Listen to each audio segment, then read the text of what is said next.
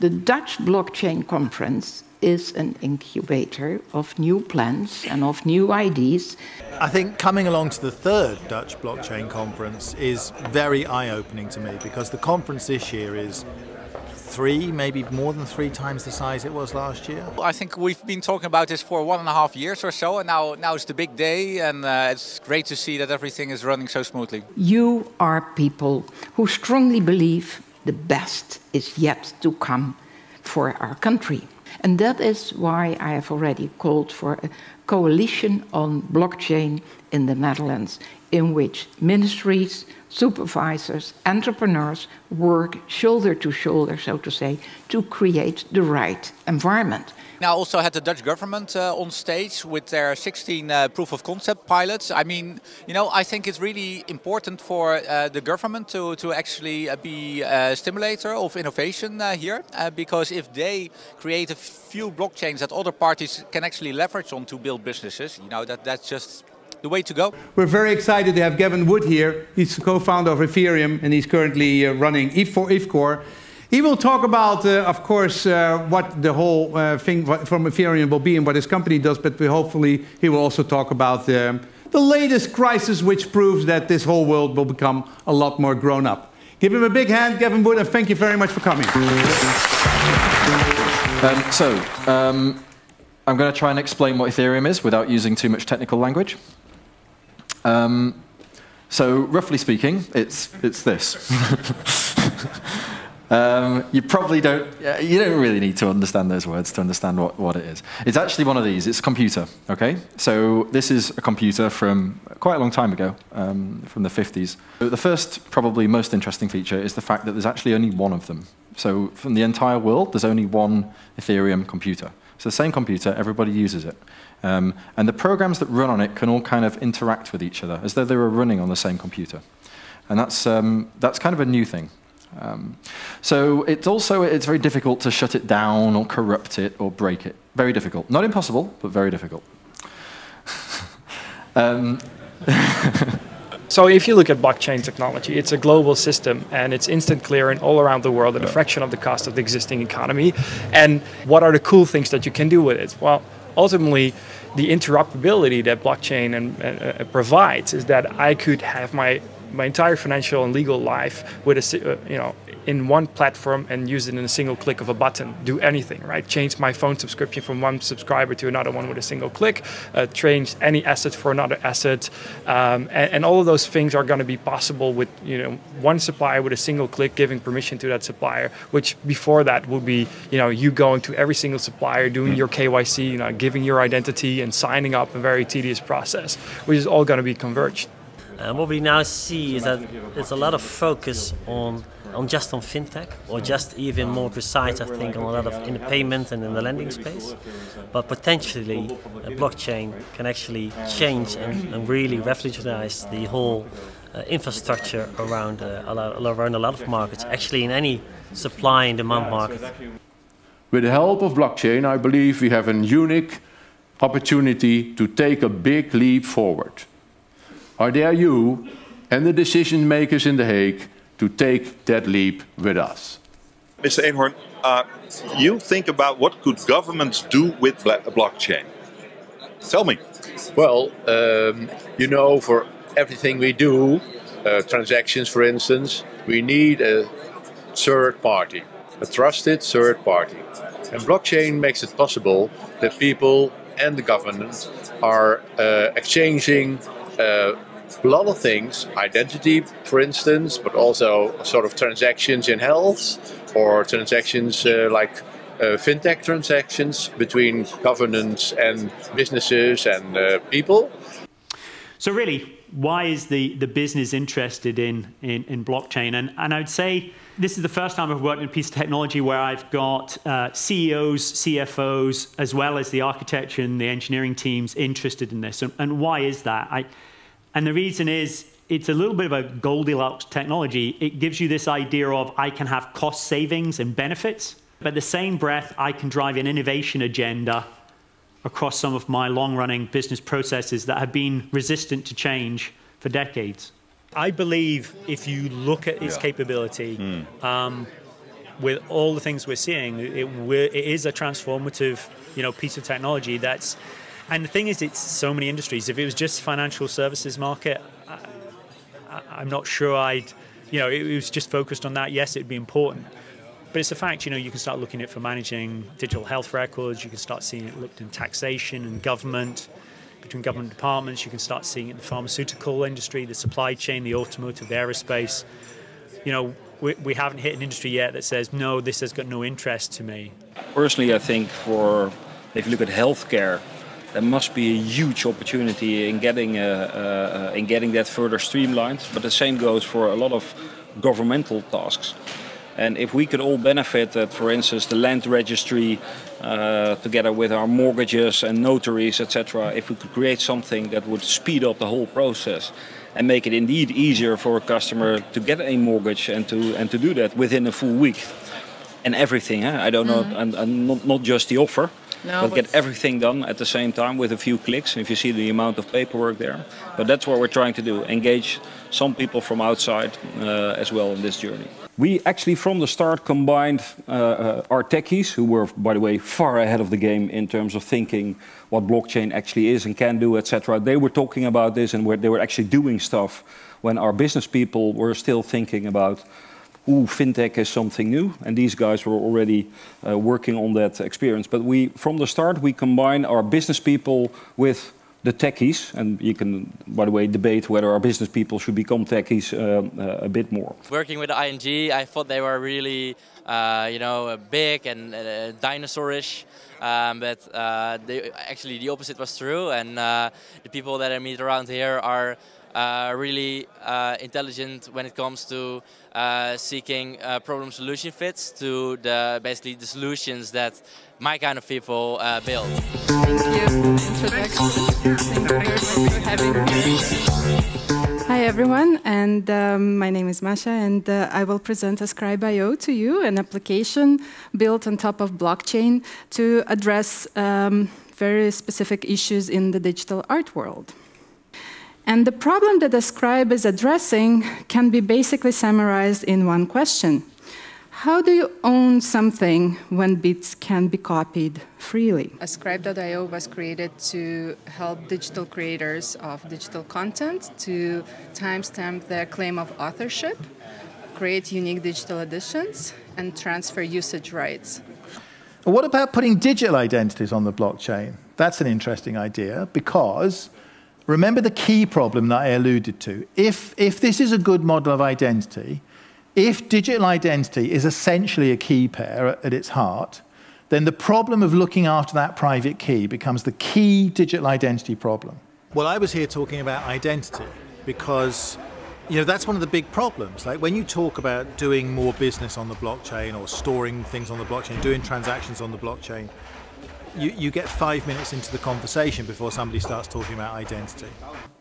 Nobody liked my idea, but my idea was I can take my private key, I can convert it to a QR code, like you saw this morning, and then I can have it tattooed onto my scrotum.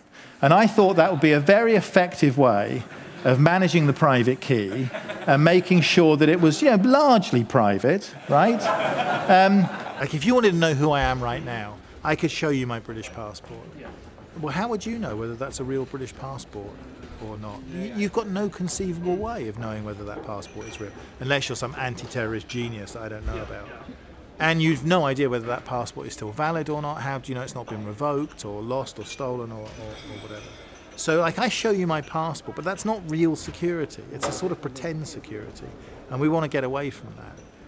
So we don't have any more who are you questions in the authorization domain. We have the what can you do questions. Are you allowed to access this bank account? Can you open this door? Can you drive this car? We don't ask who are you. We get that out of the authorization domain. We don't want to use your identity in transactions wherever possible. The blockchain technology might potentially add a new dimension to the interaction between the supervisor and the supervised institutions.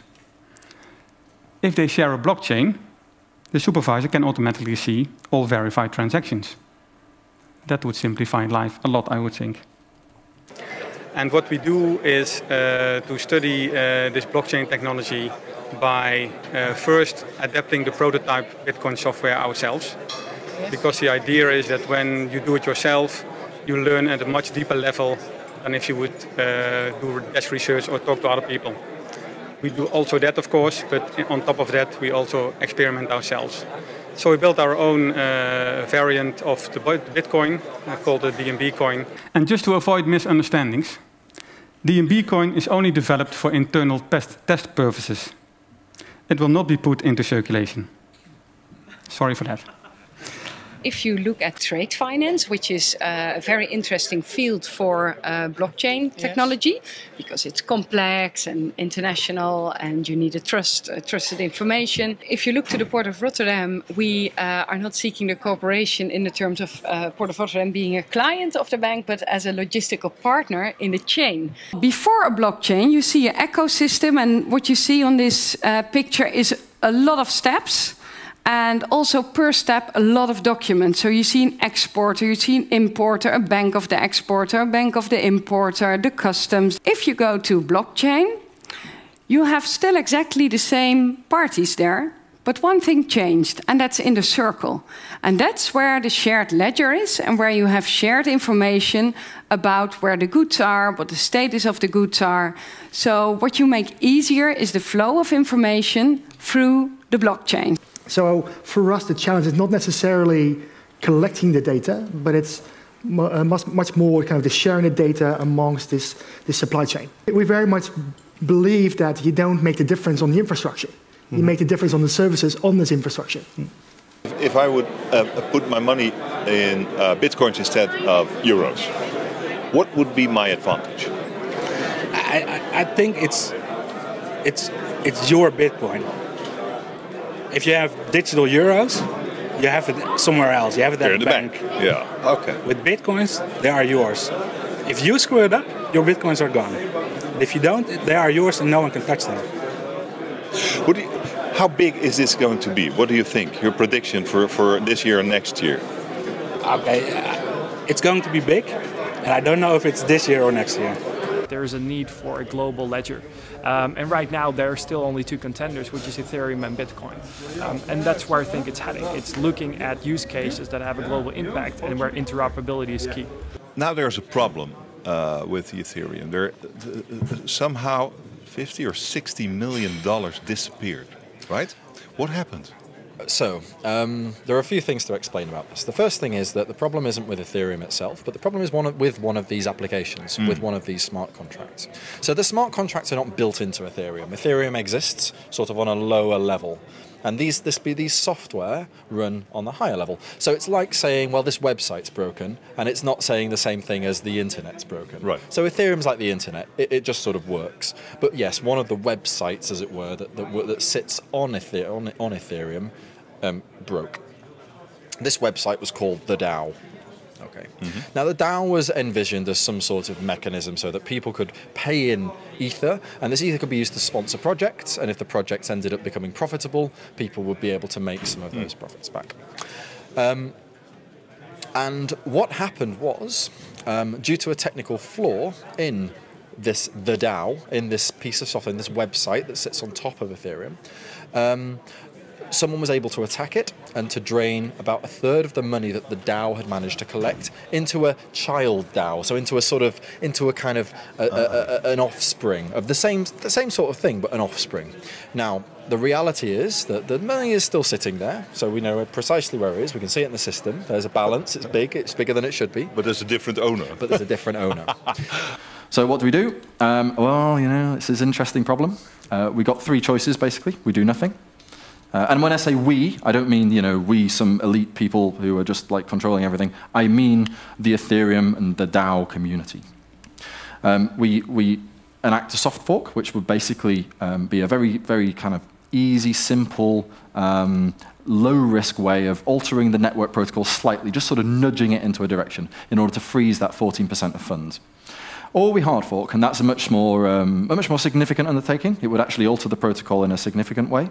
But if we did that, we could potentially, well, we could, I'm pretty sure, definitely, basically return all of the Ether in this DAO and in the stolen DAO and all that. We could return it back to the original holders and basically go, That was a close one. This is an important case, right? I think it's probably the most important Yeah. case in crypto-economics since the birth of Bitcoin. Yes. You think it will survive the problems it has right now? I think these problems will eventually be I hope there'll be a very clear lesson. This is like an immune system response, one way or another. So yeah, we're gonna go into a fever for a while, but when we come out of the fever, we're gonna know for sure that this is what you don't do if you want to make a system. This is that a works. very good $160 million lesson. Are the banks happy with you? Well, at the moment they're not realizing what we're doing. Really?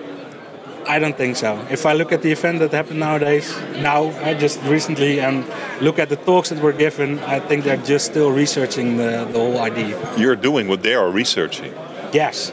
Yeah, and you're putting them out of business eventually. Eventually, I hope. Yeah. Really? Yes. And how do you think what you are doing will change our society? The way we live, the way we work, the way we buy? Yeah, that's really hard to predict, and it's really going to take 10, 20 years until we fully realize what's going to happen. And that's what I like about Bitcoin, and what I like about our own transaction systems, which is based on Bitcoin. We don't know what people want, but we just put it out there, and people can develop their own stuff on top of it. I think truly for these more collaborative organizations where anyone can contribute, you need this distributed ledger so that there's an organization that we're in conversations with called RLoop. Just to run you through this quick, they're part of the Hyperloop project, competing, and they made it to the very final stage of Elon Musk's SpaceX's Hyperloop project. Yeah. Entirely formed through a Reddit thread. There's anywhere from 150 to 450 people contributing to this, and they're largely using Slack and Trello. They have no clue who's doing anything, and more, now that they've crowdsourced some money, there's a whole lot of trust going on that hopefully the person who's responsible for the money is doing what they're saying they're doing.